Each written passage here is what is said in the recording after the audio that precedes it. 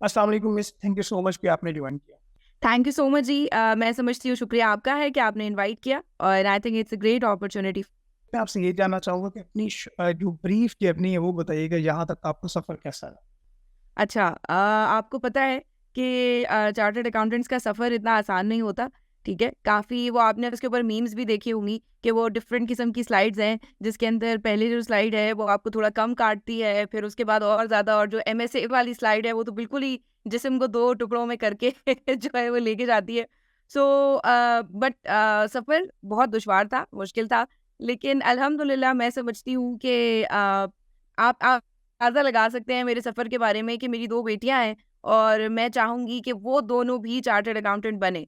Obviously उनको मैं force नहीं करूँगी, लेकिन if they want, I would really really like them to become a chartered accountant. तो मैंने जी अपनी एजुकेशन है सीए की, वो मैंने इस्लामाबाद में एसपीएम से हासिल की।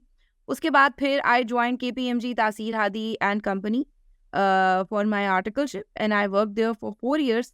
आफ्टर कंप्लीटिंग माय आर्टिकलशिप मैं फिर थोड़ा-सा मैंने ब्रेक किया और I focused on my exams. और उसमें अभी मेरे सीए फाइनल के कुछ पेपर्स रहते थे, तो उस वक़्त आई डिसाइडेड कि there are a lot of good chartered accountants and CFOs and who are working in financial fields, but we do not have very good chartered accountants who are teachers.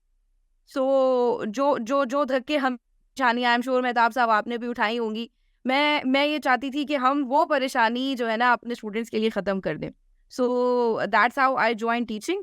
और मैंने अपने सफ़र का, और अब अल्हम्दुलिल्लाह पाकिस्तान का पहला इंस्टीट्यूट हम जो है वो खोल चुके हैं, व्हिच इज़ फुली ऑनलाइन। और पहला किस लिहाज से कि वो पाकिस्तान का पहला इंस्टीट्यूट है which is run by a female chartered accountant. So I think हमारे करियर प्रोग्रेशन के लिए ये एक बहुत बड़ी लड़कियों के लिए ये एक बहुत बड़ी इंस्पिरेशन है। और साथ-साथ मैं जो है वो एक ऑडिट फर्म है कासिम अदील एंड को, वहाँ पे अभी मैं recently I have joined them as a partner. So Manabi as a principal and Kasim Adeel and co as a partner, both are doing side तो बाय इस साइड। तरह से है कि अभी मुनाफे के बारे में डिस्कस करते हैं और आपकी जो आर्टिकल्स लाइफ है, एक्चुअली मैं उसके बारे में भी जानना चाहता हूँ। पहले ये मुझे बता दीजिएगा कि ये मुनाफी आपने नाम रखा इंस्टीट्यूट का, तो इसका मतलब क्या बनता है?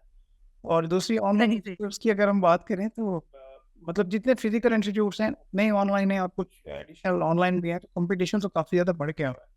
तो आप मतलब क्या ऐसी वैल्यू प्रोवाइड करेंगी कि आपका जो इंस्टीट्यूट एक्चुअली वो करेगा कि लोगों को वो वैल्यू मिले? तो आप काइंडली इस बारे में जी, बताइए। बिल्कुल सही है। अच्छा, मैं इसके अंदर एक बात ये बताना चाहूँगी। मैं हमेशा इस बारे में ज़रा काफ़ी क्लियर रहती हूँ कि मैं Manabi was not my own brain child. Manabi was started by my partner sir, who is like my real brother. We are very, very close और हम लोग एसबीएम में जो है वो एक साथ काम करते रहे बहुत अरसा। और उसके बाद he got this idea and he founded Manabi. But I was among but I was there from the very start. So मज़ाक अक्सर हम ये करते हैं कि ये जो मनाबी है, मनाबी का जो एम है ये मैम है, और मनाबी में जो ए है ये अतिया है। सो मनाबी इज़ मैम अतिया। तो मनाबी मेरा था नहीं, लेकिन मनाबी अब मेरे से ज़्यादा किसी का नहीं है। तो अच्छा, मैं हमेशा कहती हूँ कि मनाबी मेरी तीसरी औलाद है।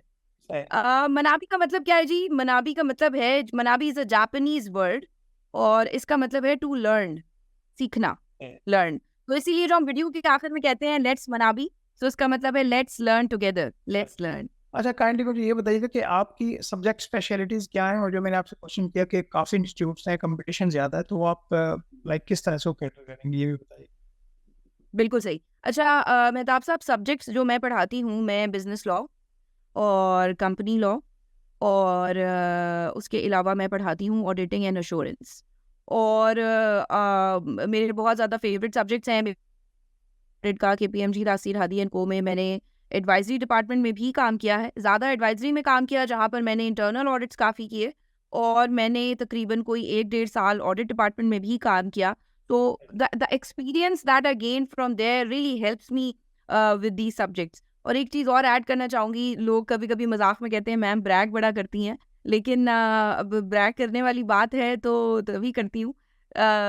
मेरे वालिद साहब जो हैं वो कंपनीज़ एक्ट जब बन रहा था पाकिस्तान में, कंपनीज़ एक्ट 2017, राइट। तो वो उस टीम के हेड थे जिसने कंपनीज एक्ट बनाया। तो वो आप समझ सकते हैं कि वो घर में मुझे कहीं भी मैं किसी चीज़ में फँसी, मैंने कहा, "ओ पापा, डायरेक्टर का इलेक्शन से अच्छा वो ये वाली सवाल बच्चे ने पूछ लिया है तो किस तरह से।" सो वो it it really helps me with these subjects. दूसरी बात सर आपने कही कि किस तरह क्या मुख्तलिफ है मनाबी में। देखिए, मैं किसी किसी इंस्टीट्यूट को अंडरमाइन नहीं करना चाहती।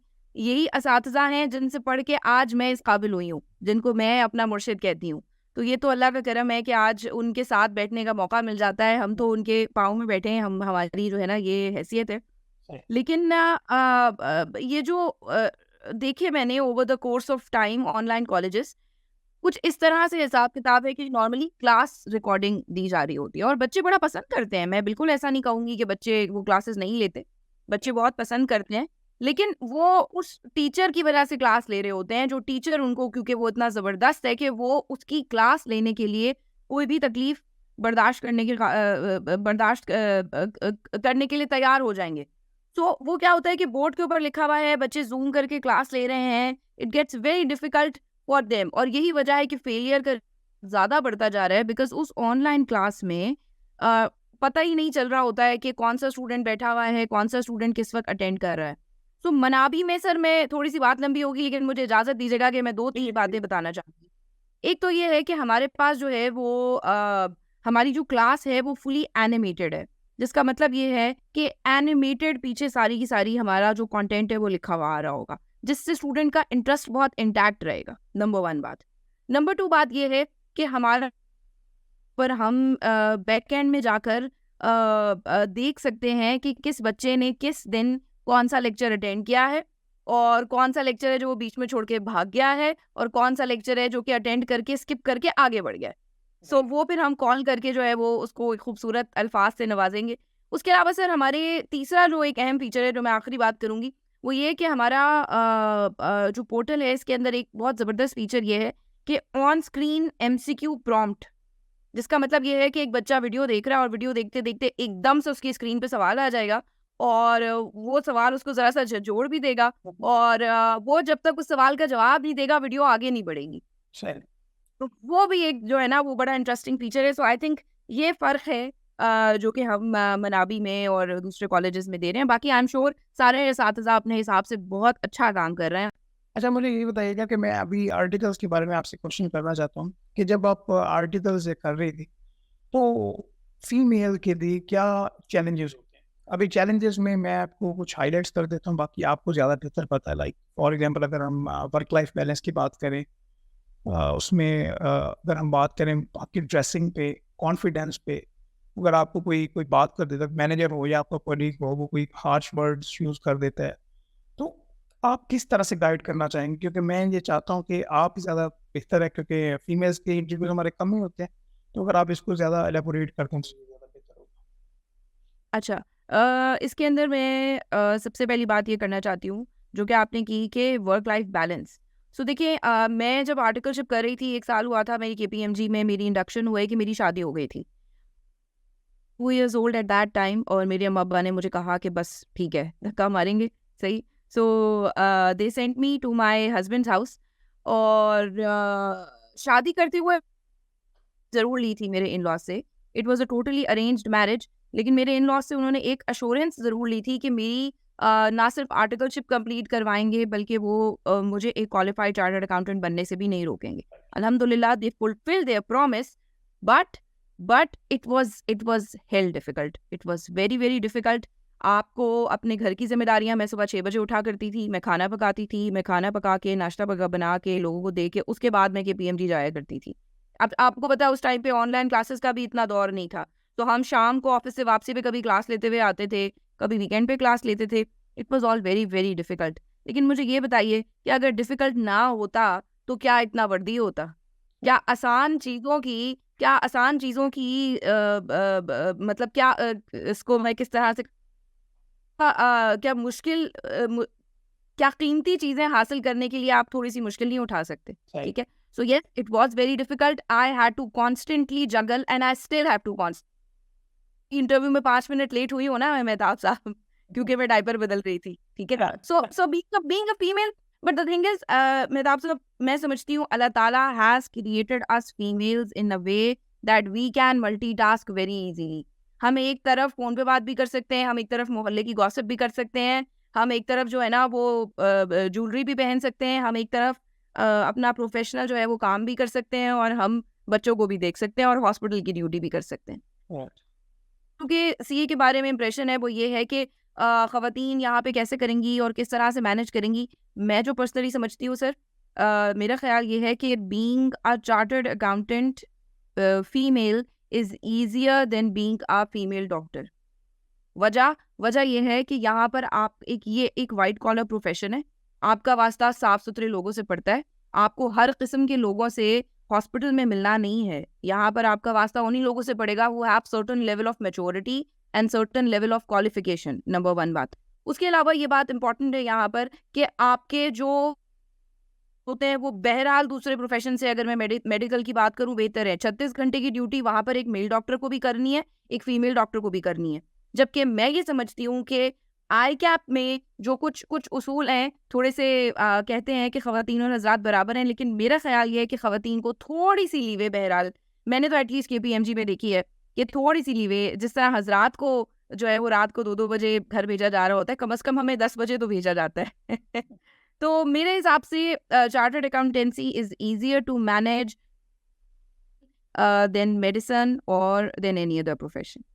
उसके अलावा सर आपने ड्रेसिंग की बात की, तो केपीएमजी में मेरी इंडक्शन इसी ड्रेस में हुई थी। क्योंकि मैं आज अपनी बच्चियों को एक मैसेज ये देना चाहूँगी कि बेटा कॉन्फिडेंस ऐसा रखो, ऐसा किलर कॉन्फिडेंस रखो कि उसका जो अगला अगला जो बंदा है ना, उसकी नज़र तुम्हारे दिमाग से आगे, तुम्हारे कॉन्फिडेंस से आगे, तुम्हारे कपड़ों पे जाए ही नहीं। क्योंकि ये जो पीस ऑफ क्लॉथ मैंने पहना हुआ है, मैं पहले भी कह चुकी हूँ, ये सिर्फ मेरा सर ढकता है, ये मेरे दिमाग को नहीं ढकता है। सो मेरा दिमाग उतना ही काम करता है, बल्कि मैं समझती हूँ कि शायद इसको पहन के मैं जितना सिक्योर फील करती हूँ, शायद मेरा दिमाग थोड़ा ज़्यादा ही काम करता होगा। अच्छा, इसके अलावा मैं ना आपसे ये क्वेश्चन मैंने किया था कि ये बताइए कि मिसाल के तौर पे अभी आप फीमेल हैं, कि जिस जिस तरह अभी डांट डपट हो जाती है मेल्स के साथ, तो वो इट्स क्वाइट नॉर्मल। बट अगर हम फीमेल्स की बात करें तो कॉन्फिडेंस को लेके, अभी घरों की बात करें या प्रोफेशनल लाइफ की बात करें ना, तो फीमेल को बात करें तो गलत करें, ठीक करें, चलें ये मान लेती हैं या अंडरमाइन हो जाती हैं। तो आप इसको किस तरह से प्रोफेशनल लाइफ में देखते हैं कि फीमेल्स को किस तरह से आगे बढ़ना चाहिए फ्रॉम डे वन? बिल्कुल सही है। देखिए, मैं समझती हूँ कि जब आप काम कर रहे होते हैं, आप एक फीमेल हो या मेल हो, आपको एक सर्टेन लेवल ऑफ कॉम्प्रोमाइज़ करना पड़ता है। कभी-कभी कुछ लोग आपसे प्रोफेशनली कुछ ऐसी चीज़ें करवा रहे हैं, कुछ ऐसे काम करवा रहे हैं जो कि आपके स्कोप ऑफ वर्क में नहीं आते हैं। तो वो बीइंग अ मेल या बीइंग अ फीमेल आप कर देते हैं किसी के लिए कि ठीक है, एक क्लास मैंने एक्स्ट्रा पढ़ा दी, मैं अगर अपनी बात करूँ, मैं टीचर हूँ। लेकिन अगर कोई भी चीज़ आपके किरदार पे आए, अगर कोई भी चीज़ आपको पर्सनली या इमोशनली किसी तरह, समझती हूँ कि आपको फ़ौरन इसके बारे में बात करनी चाहिए।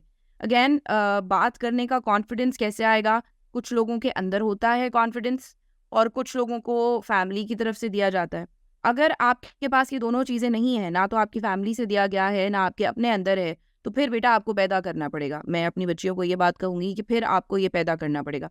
मुझे कल एक लड़की का मैसेज आया, तो कहने लगी, मैम मुझे कम्युनिकेट करने में बहुत घबराहट होती है। तो मैंने उसको एक एडवाइस ये दी थी, जो मैं यहाँ भी दूँगी, कि आप शीशे के सामने खड़े होकर बेटा बात किया करो। ओह! जब शीशे के सामने खड़ी हो जाओ and talk to yourself, it will give you immense confidence. Eye contact करने का एक बार अगर तुम्हें अपने आप से कॉन्फिडेंस आ जाएगा तो ज़रूर करोगी। सर, जहाँ तक बात है कि कोई अल्लाह ना करे कोई हरासमेंट या ऐसी कोई चीज़, मैंने अभी तक इस प्रोफ़ेशन में जितना टाइम मुझे हो गया है, मैंने पर्सनली ना देखा है और ना किसी से मैंने सुना है। मेरे ख़्याल में काफ़ी सेफ़ प्रोफ़ेशन है। तो इस तरह की चीज़ देखी नहीं है। किसी के भी साथ ऐसा हो रहा है तो आपकी फ़र्म का जो भी एचआर है, आप उसके साथ डेफ़िनेटली राब्ता करें और अपने अंदर आप इतना कॉन्फिडेंस ज़रूर पैदा करें कि कोई आपसे, एक छोटी-सी एडवाइस मैं ज़रूर दूँगी। हाँ, एक चीज़ काफ़ी होती है, वो होते हैं जोक्स, कि मज़ाक में अगले ने कोई ऐसी बात कह दी। तो मेरा उसके साथ कोपिंग का तरीका ये है कि मैं अगले से कहती हूँ, आई एम सॉरी, मुझे आपका जोक समझ नहीं आया। हालाँकि मुझे समझ आया होता है। But whenever I tell the other person to explain their joke, they just immediately becomes uncomfortable और वो एकदम से बैक आउट कर जाते हैं कि नहीं, हमने ऐसा नहीं कहा था। सो ये एडवाइस मैं ज़रूर अपनी बच्चियों को देना चाहूँगी कि ये ज़रूर ट्राई करें। चलिए, थैंक यू सो मच, आपने बड़ा डिटेल में गाइड किया। इंशाल्लाह हम फ्यूचर में भी आपसे ज़रूर कांटेक्ट करेंगे, और जो आपकी जो ऑडिट की जो आपने सब्जेक्ट्स बताए लॉस के रिलेटेड, उस सिलसिले में हम आपकी ड्राफ्टिंग स्किल्स के बारे में भी जो आपका आइडिया है आपने मुझे बताया था, तो इस सिलसिले में मैं आपको कहूँगा कि आपसे हम ज़रूर दोबारा रब्ता करें। ज़रूर सर, बहुत-बहुत शुक्रिया। It was an absolute pleasure coming here. Sir एक चीज़ ज़रूर कहना चाहूँगी कि the service that you are providing to this community is amazing and I think it is very under appreciated. So hats off to you. अल्लाह ताला अल्लाह करे कि आपकी ताकत आए, अल्लाह करे कि आप इसी तरह से जो है वो सीए कम्युनिटी की मदद करें। Thank you So I would really like to thank you for this service and thank you so much for inviting me and giving me this great opportunity and I would really like to come again.